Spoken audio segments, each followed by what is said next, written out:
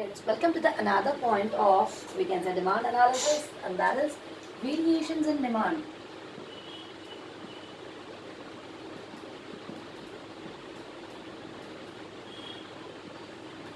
Okay, variations in demand means changes in demand. Now let's see. The first one is expansion of demand. Okay, the first one is we can say expansion of demand. Now, expansion of demand refers to rise in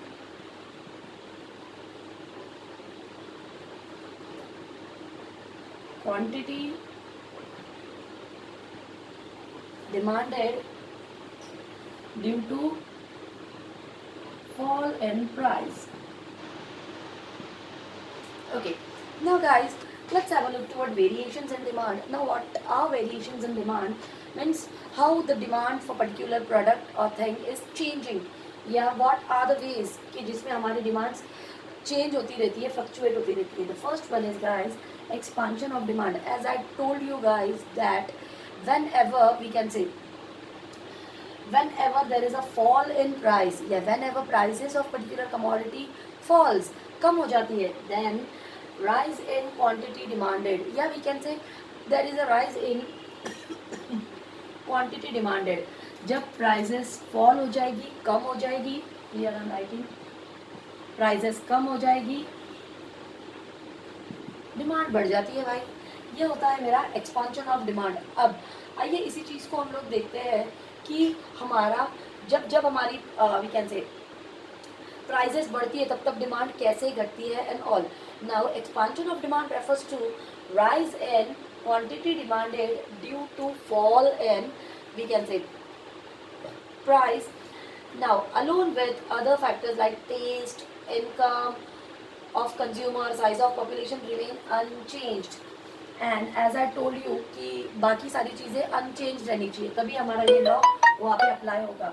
जैसे कि size of population, उसके बाद में income, taste, preferences and fashion. Okay, other things remain as it is या unchanged. ये सारी चीज़ें unchanged होनी चाहिए तभी हमारा ये law of we can say demand का पर्टिकुलर यहाँ पे अप्लाई होगा या यूज़ होगा. चलिए देखते हैं हमारा एक्सपांशन ऑफ डिमांड का सबसे पहला वाला. चलिए now expansion of demand. As I told you guys that due to fall in price there is a rise in quantity demanded. जैसे जैसे प्राइस घटेगी वैसे वैसे price we can say demand बढ़ेगी. आइए देखते हैं इसको एक डायग्राम के द्वारा बना लेते हैं. यहाँ पे मैं लिख लेती हूँ बच्चों price. Okay, over here price and here quantity demanded. Okay, here price and here quantity demanded. Now let's see guys when prices are P, when prices are P means और यहाँ पे लेते हैं P1, यहाँ पे भी लेते हैं Q and Q1. Okay guys, now let's have a look toward it. When prices of particular commodity is P, which is higher one, at that time customer demands very less. जैसे prices बहुत higher थी बच्चों तो लोगों ने खरीदना भी कैसे रखा, कम रखा. As there is we can say prices ज़्यादा थी इसलिए डिमांड कम थी. देखिए यहाँ पे प्राइसेस यहाँ पर है तब डिमांड इतनी ही है. और as there is a decrease in price या there is a fall in price तो साइमल्टेनियसली या immediately customers will started increasing the demand for the same. और जैसे पता चल गया कि प्राइसेस P से घट के P1 हो गई है तो लोगों ने भी खरीदना क्या कर दिया बच्चों, Q1 कर दिया, मतलब कि बढ़ा दिया. इन शॉर्ट क्या हो गया, जब जब आप प्राइसेस बढ़ाओगे आपकी डिमांड कम होती चली जाएगी और जब जब घटाओगे वो बढ़ जाएगी. चलिए इसी चीज़ को हम लोग प्लॉट कर लेते हैं या इसे ज्वाइन कर लेते हैं. ये है बच्चों मेरा डिमांड का एक कर्व या जिसे हम लोग बोल देंगे expansion of demand. As we can say the prices of particular goods are increased simultaneously the demand for the same will decrease. Prices बढ़ी, demand घटी. Next, as there is a fall in price so there is a increased in price demand. there is an increase in price, fall in demand. Increase in price, fall in demand. Next, fall in price by P1 will results in increasing the demand. Demand बढ़ जाती है. आया बेटा समझ में? ये था मेरा expansion of demand. Now we can say, let's have a look toward the another one, which is contraction of demand. Now this is another point of variation in demand. The second one is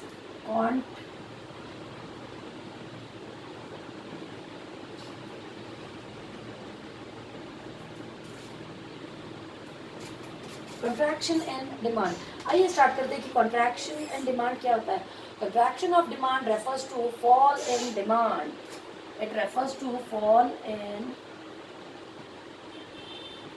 demand. Contraction and demand refers to fall in, we can say, demand due to rise in price. Due to rise in price. Yes.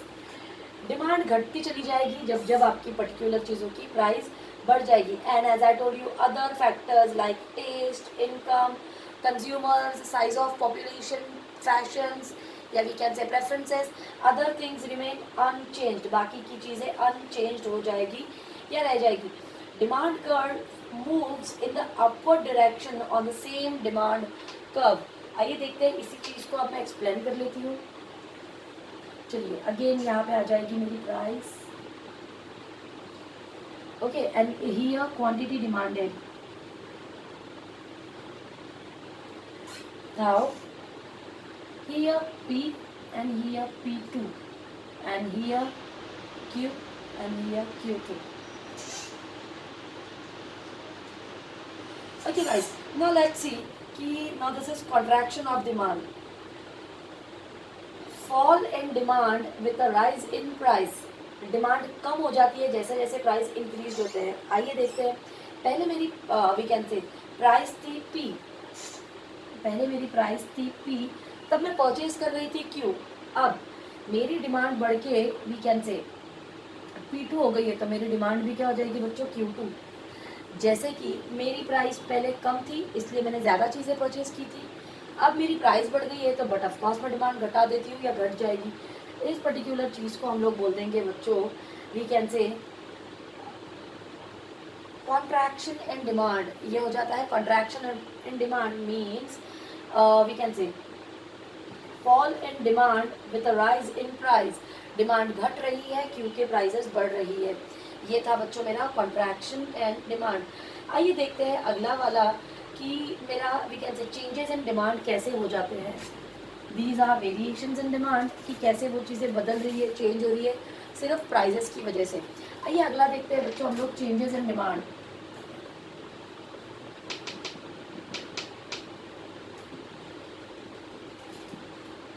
Okay, the another point is changes in demand. Now when demand for a commodity increased or decreased due to changes in other factors and price remains constant, it is known as changes in demand. Okay guys, now changes in demand, as I told you in extraction or contraction of demand, कि बाकी चीज़ों की prices means prices of other goods remain unchanged. मतलब बाकी चीज़ों की prices as it is रहेगी, जैसे कि taste, fashion, preferences and all, वो सब कुछ की प्राइजेस अनचेंज रहेगी. उसे हम लोग बोल देंगे एक्सट्रैक्शन ऑफ डिमांड और contraction of demand. But now changes in demand means what? Over here guys, price remain unchanged. Okay, यहाँ पे हमारी प्राइजेस चेंज नहीं होगी and other factors can change, means there is a change in other factors but prices remain unchanged. अब यहाँ पे पहले क्या हो रहा था, प्राइस चेंज हो रही थी, चीज़ें एज इट इज़ थी. अब प्राइस एज इट इज़ है and other factors are changing such as taste, fashion, preferences, या we can say taste, fashion, preferences, उसके बाद में likes, income, climatic conditions and all. ये सारी चीज़ें अब बदलने वाली है. Now which is unchanged, only price remain unchanged. सिर्फ प्राइस एज इट इज है। आइए देखते हैं बच्चों, इसका पहला बन जाता है फिर मेरा increase in demand. Okay, now let's see changes in demand when prices remain unchanged. आइए अब देखते हैं कि डिमांड अब कैसे बदलेगी, क्योंकि अब तो क्या है, prices remain unchanged and other things changed, और दूसरी चीज़ें बदल रही है जैसे taste, fashion, habits and incomes. Okay, अब ये चीज़ें बदल रही है और प्राइस हमारी एज इट इज है। चलिए देखते हैं। It refers to increase in quantity demanded due to favourable changes in other factors like taste, income, या we can say climatic conditions, and price remains constant. चलिए इस पर्टिकुलर डायग्राम को मैं एक बार ड्रॉ करके दिखा देती हूँ so that you will come to know. Now guys, चलिए for example taste, fashion, habit या इनकम, ये सारी चीज़ें अब ट्विस्ट अप हो रही है या चेंज हो रही है, बट मेरी प्राइस एज इट इज है। अब इस टाइम पे क्या होगा बच्चों, आइए इस टाइम पे भी मैं एक पर्टिकुलर डायग्राम ड्रॉ कर लेती हूँ। Now over here my price, now as I told you price is same, but still there is a price मेरी यहाँ पर ही है, means price is not changing, but still there is a change in demand just because of taste, fashion, habits and income. Let's take example of fashion. For example, in the upcoming movie of Salman Khan, for example Salman Khan is wearing a jacket. एक सलमान खान की movie में सलमान एक jacket पहनता है जो बन जाएगी थोड़े दिनों के बाद में ट्रेंड या फैशन। नाउ हर किसी को वो जैकेट चाहिए, हर कोई वो जैकेट खरीदना चाहता है या परचेज करना चाहता है। प्राइजेस उस जैकेट की पहले जितनी थी अभी भी उतनी है, बट उसका फैशन आएगा क्योंकि सलमान ने पहना है और उस चीज़ की डिमांड बढ़ती चली जाएगी। Let's see guys, prices remain unchanged, prices as it is है, फिर भी मेरी डिमांड क्या होगी है, क्यू होती है और Q1 भी होती है। नाउ जब तक वो जैकेट सलमान ने एक पर्टिकुलर मूवी में नहीं पहना था तब तक उसकी डिमांड थी वी कैन से यहाँ पे, और जब पता चल गया कि वो जैकेट सलमान खान ने एक पर्टिकुलर मूवी में पहना है तब डिमांड आ जाएगी यहाँ पे, मतलब कि बढ़ जाएगी, थोड़ा सा चेंज हो जाएगा। अब इस पर्टिकुलर चीज़ को अगर मैं प्लॉट करने की कोशिश करूँ तो ये हो जाता है बच्चों मेरा D&D, means we can say the DD is original demand curve shifts outward toward right from D1 to D to D1 which indicates increased in demand. Yes, यहाँ पे क्या हो रहा है कि now the demand curve indicates increased in demand, ये हमें show कर रहा है, जाहिर कर रहा है कि डिमांड बढ़ रही है। As I told you, prices remain unchanged. Still we can say due to change in other things such as taste, fashion, habits and income, demand is changing. फिर भी यहाँ पे मैं ये लिखना भूल गई हूँ, क्वांटिटी डिमांडेड। ओके बच्चों, अब तो प्राइजेस एज इट इज है, फिर भी डिमांड फ्लक्चुएट हो रही है या चेंज हो रही है। अब क्यों हो रही है, प्राइजेस तो एज इट इज है, पर पहले वो जैकेट मतलब एक नॉर्मल जैकेट था इसलिए उसकी डिमांड कम थी, अब उसकी डिमांड बढ़ गई है। क्यों, जस्ट बिकॉज कि सलमान खान ने उसे एक पर्टिकुलर मूवी में पहना है, या सलमान खान, अक्षय कुमार, किसी की भी एग्जाम्पल लो, ये हो जाता है मेरा इंक्रीज इन डिमांड। कि prices most of the time prices as it is रहते हुए भी डिमांड बदल जाती है, तो ये वो रीज़न था। आइए देखते हैं अगला बच्चों मेरा कि सेम इसी से रिलेट करेगा, वो वर्ब रहेगा मेरा decrease in demand.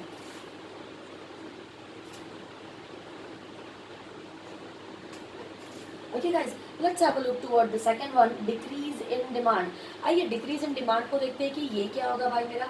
Now decrease in demand refers to decrease in quantity demanded due to we can say unfavorable changes in factors like taste, income of the consumer, climatic conditions and etc, and price remains constant. चलिए अब decrease in demand, चीज़ों की demand घट जाती है, but the thing is that prices are unchanged, या वो same है। Now let's take the example of ice cream guys over here and corona. Okay, we can say sensational issue या ongoing issue corona. Now आइए देखते हैं एक example लेते हैं आइसक्रीम की और कोरोना की। चलिए जैसे मैंने आपको बताया कि prizes of ice cream remain constant और अनचेंज्ड, आइसक्रीम की प्राइजेज एज इट इज है, चेंज नहीं हुई है, but just because of corona the demand, we can say the demand for ice cream will goes down, down, down. Now what happened? This is decrease in demand. कि ice cream की prices तो पहले जितनी थी अभी भी उतनी है, but just because of corona, कि कोरोना में स्नीजिंग का, कफिंग का या इनहेलिंग का प्रॉब्लम हो जाएगा, इसलिए लोग आइसक्रीम्स को अवॉइड कर रहे हैं, जिसकी वजह से आइसक्रीम की डिमांड क्या होगी बच्चों, डे बाई डे डिक्रीज होती चली जा रही है. चलिए अब इसी चीज़ को हम लोग डायग्राम के थ्रू एक्सप्लेन करने की कोशिश करते हैं. तो let's see guys, decrease in demand. Now same way over here prices, यहाँ पे लिख लेते हैं, ठीक है. यहाँ पे है मेरी prices. Now here guys quantity demanded. Okay, here price and here quantity demanded. As I told you, just because of corona, prices are as it is. Yeah, prices remain unchanged, but just because of corona, we can see the demand of ice cream will go down, down and down. Yeah, decreased. Corona की वजह से ice cream की demand हमारी कम होती चली जा रही है. चलिए मेरी प्राइसेस तो यही है. आइए देखते हैं. अब मैं यहाँ पे लेती हूँ Q और यहाँ पे लेती हूँ Q2. मेरी प्राइसेस इतनी थी तब आइसक्रीम लोग इतनी खरीद रहे थे. मेरी प्राइसेस अभी भी एज इट इज़ है, लेकिन लोग उसको खरीदना कम करते जा रहे हैं. पहले जितनी प्राइसेस थी, जितनी आइसक्रीम मेरी मार्केट में सोल्ड हो रही थी या बिक रही थी, अब उससे कम हो रही है. Now this is again here and here. Now this is again D2, इसे भी बोल देते हैं D2 और इसको बोल देते हैं D, just D. Now guys, now DD is the original demand curve. DD is the original demand curve. It shifts inward to the left from DD to D2, which indicates decreased in demand. As I told you, ये पहला वाला मेरा accurate है. दूसरे वाले में मेरी demand कम हो जा रही है. क्यों? Just because of corona. कि price remain unchange but due to change in other things. इन चीज़ों में बदलने की वजह से मेरी पर्टिकुलर डिमांड पे अफेक्ट होता है. Okay guys, so that's it about your demand. यहाँ पे हमारा डिमांड वाला लेसन खत्म हो चुका है. अब हम लोग इसी का बी पार्ट स्टार्ट करेंगे. ये था मेरा ए पार्ट थर्ड का. अब थर्ड का बी पार्ट हम लोग नेक्स्ट लेसन से लेक्चर से स्टार्ट करेंगे. Thank you so much.